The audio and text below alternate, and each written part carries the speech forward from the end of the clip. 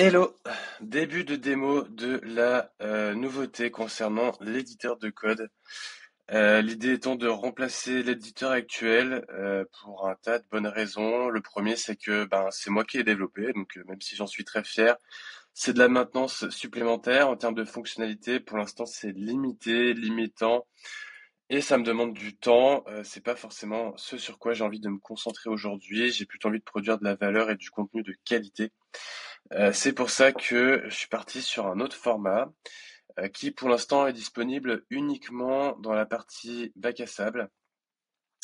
Et donc on a directement d'intégrer un StackBits dans la page euh, qui va nous permettre de jouer exactement comme on le faisait avant, sauf que là pour le coup on a quand même toute la qualité d'un outillage de StackBits entièrement fonctionnel.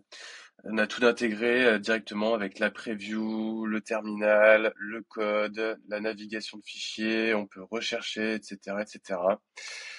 On a la possibilité de le lier à un repository Git. En fait, si la personne a un compte StackBlitz ou GitHub, elle pourra directement lier tous ses projets Easy AngularKit dedans pour les rapatrier sur son GitHub. Si elle veut utiliser un autre IDE, si elle veut travailler ailleurs, autrement, tout est possible.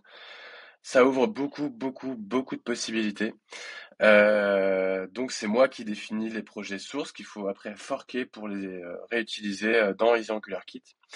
L'avantage étant que là, il n'y a plus aucune limite en termes d'usage pour la simple et bonne raison que StackBits est mobile compatible, tout navigateur compatible, alors que la version précédente, c'était du desktop pur et Chrome only. Voilà. Donc il y a plein, plein, plein d'avantages. Ce que je vois aussi comme avantage, c'est que même si ma volonté initiale était de fournir un environnement simple pour aborder Angular, je pense que je me suis un peu trop éloigné quand même de la vie réelle d'un développeur. Là, on est sur un outil qui correspond à ce qui est très proche d'un VS Code classique.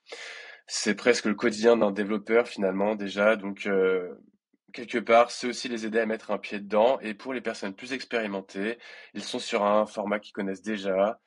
Il n'y a pas ce truc de se dire, oh là là, l'IDE est pas foufou, c'est encore autre chose. Là, on est sur quelque chose de standard, etc. Donc, vraiment, en termes de prise en main, on est sur quelque chose d'assez simple, limpide.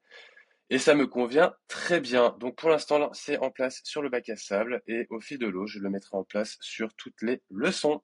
Voilà, c'est tout pour aujourd'hui.